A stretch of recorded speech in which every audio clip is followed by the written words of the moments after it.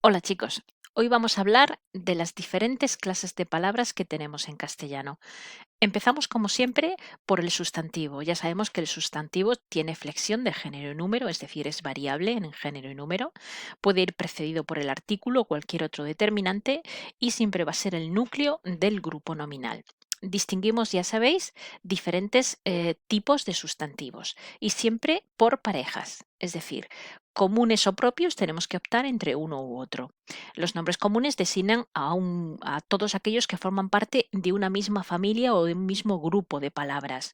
Y los nombres propios son aquellos que se refieren a un elemento que es único en el mundo. Ya puede ser un lugar, una persona, un animal, etcétera. Luego tenemos los nombres concretos o abstractos. Ya sabéis que los concretos designan seres reales que se pueden percibir por cualquiera de los sentidos, mientras que los abstractos se refieren más bien a cualidades o ideas que solo tienen una representación mental. Luego tenemos los contables o no contables o también llamados incontables. Dentro de los contables, obviamente, aquellos que se pueden contar, admiten cuantificadores, mientras que los incontables no se pueden contar, pero sí se pueden medir o pesar. ¿eh? Y solo admiten determinados cuantificadores, en este caso solamente los indefinidos. ¿m? Y luego, por último, tenemos los individuales y los colectivos. ¿En qué se diferencian? Muy fácil. Los nombres individuales son aquellos que en singular designan un solo elemento, mientras que los colectivos son aquellos que en singular designan un conjunto de elementos. Es la diferencia entre nombre individual soldado y nombre colectivo ejército. Ejército designa a un grupo de elementos pero en singular. Lo mismo pasa con oveja, rebaño, avispa, colmena o flor, ramo.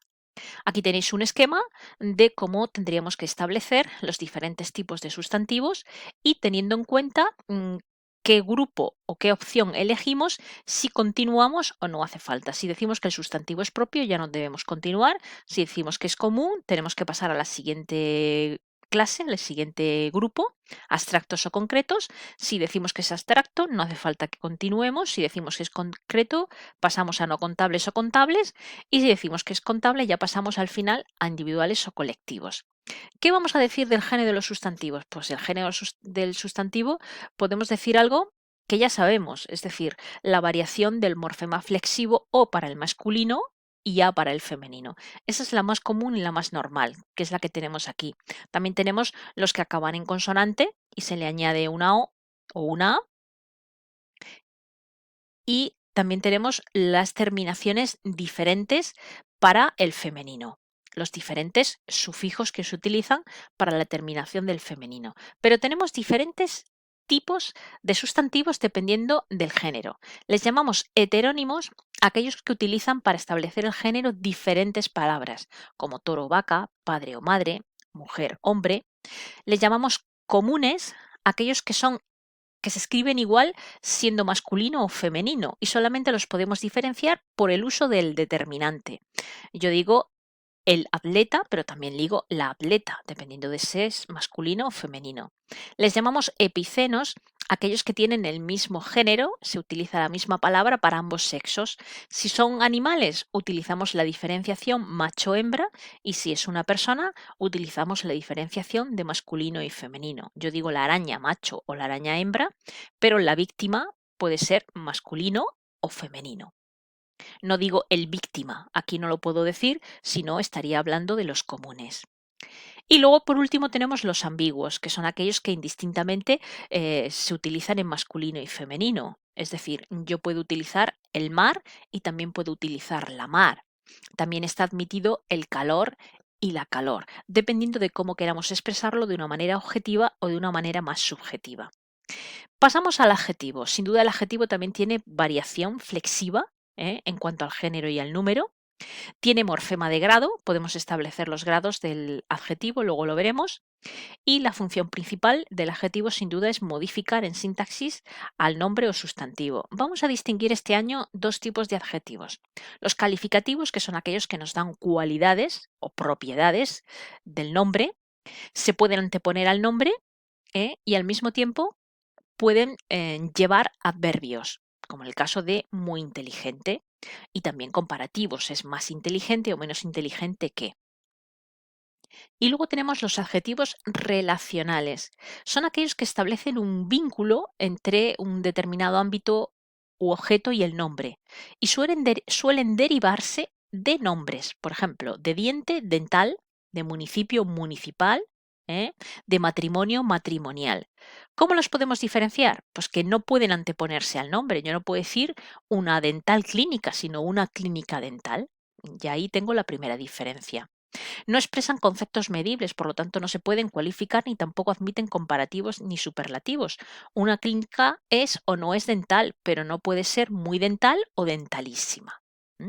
Así podemos ver las diferencias. Estos son los grados del adjetivo. Si no hay variación, le llamamos grado positivo. Si hay variación, comparativo puede ser de superioridad, igualdad o inferioridad, y si es el caso del superlativo puede ser absoluto cuando le añadimos adverbios o le añadimos sufijos como ísimo o érrimo si es irregular, y el superlativo relativo cuando utilizamos el más limpio de, el menos limpio de, etc.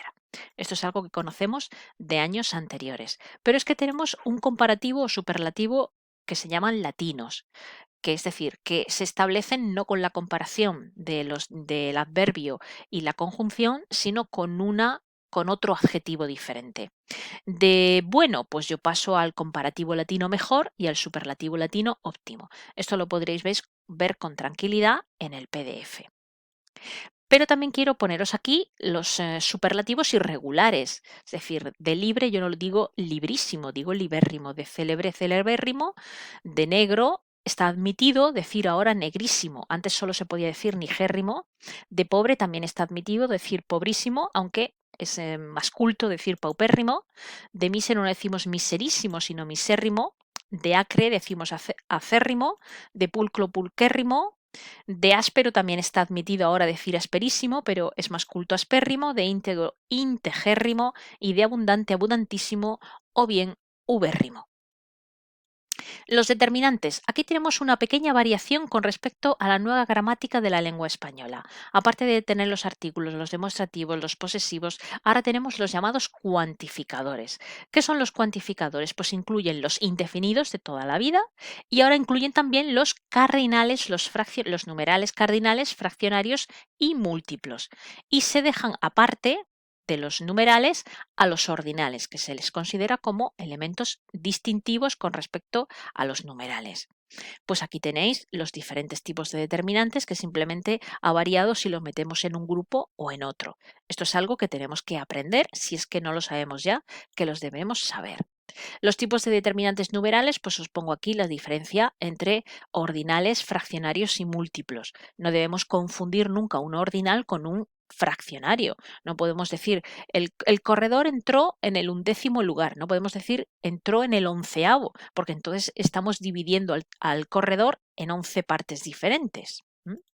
Aquí os pongo para que lo sepáis y tengáis por lo menos una idea de los diferentes. Los pronombres, sin duda, los que más salen, los pronombres personales. Esto no lo tenemos que saber perfectamente para poder diferenciarlos y además son los que más salen. Pero además de los pronombres personales tenemos otros tipos de pronombres. Con la nueva gramática de la lengua española nos han quedado los demostrativos, esto, eso y aquello, los cuantificadores indefinidos, que siempre son 4, algo, alguien, nada, nadie, los interrogativos y exclamativos y los relativos. Y escuchadme, ya no se contemplan los pronombres posesivos, ni los numerales, ni el resto de indefinidos de los que hay aquí como pronombres en la nueva gramática de la lengua española, sino simplemente como determinantes. Aquí tenéis una actividad de las que os prepararé y los adverbios. ¿Qué tenemos que decir de los adverbios? Porque los adverbios no tienen flexión, es decir, no tienen variación ni de género ni de número. Acompañan a un verbo, a un adjetivo o a otro adverbio. Y podemos dividirlos en 3 grandes tipos. Los simples, formados por una sola palabra, los compuestos, si acaban en mente, y las locuciones adverbiales formadas por más de una palabra. Y se clasifican según su significado. De lugar, de tiempo, de modo, cantidad, hay de muchos tipos. Os he puesto aquí simplemente un breve ejemplo. Luego tenemos las conjunciones, tanto las coordinadas como las subordinadas. Esto lo iremos viendo, practicando y sobre todo nos lo iremos encontrando a medida que estemos avanzando en sintaxis. Sin duda ahora las coordinadas solo tenemos tres: copulativas, disyuntivas y adversativas, y dentro de las subordinadas tenemos unas cuantas más. Esto en el PDF lo podéis mirar y estudiar más tranquilamente. El verbo. El verbo es básico, fundamental. Es la clase de palabra más importante que tenemos. Sin ella no podemos hacer ni análisis morfológico, ni por supuesto vamos a poder hacer análisis sintáctico. Tenemos que diferenciar los morfemas verbales: la persona, el número, el tiempo, el modo, el bot y el aspecto.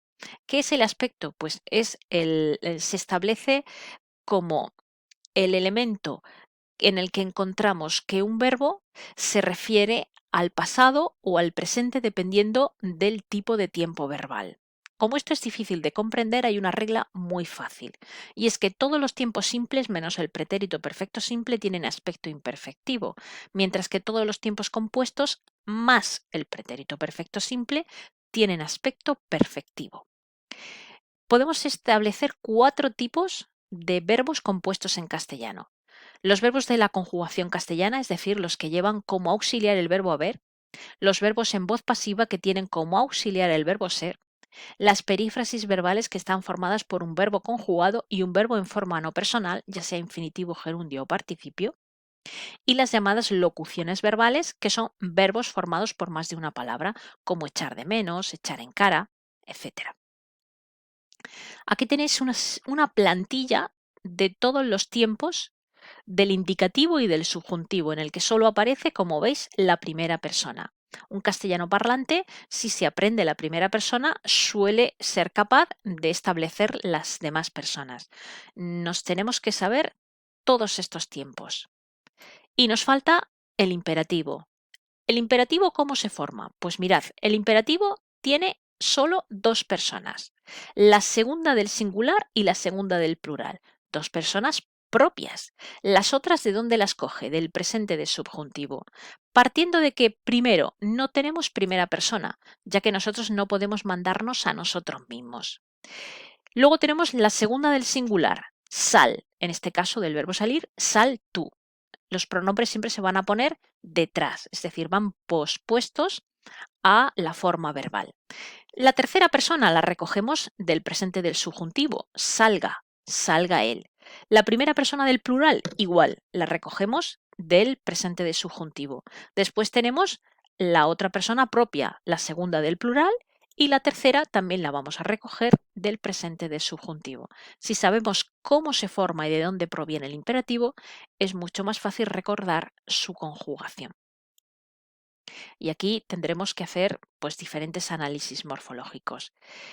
Este tema, este apartado de morfología, es un apartado sin duda que habéis visto durante toda vuestra etapa educativa, desde la educación primaria, la educación secundaria, la ESO, y ahora en bachillerato. Simplemente incidimos sobre ciertos aspectos, pero tenéis que sabéroslo, porque el análisis morfológico tenemos que hacerlo de manera completa. ¿De acuerdo? Pues un saludo.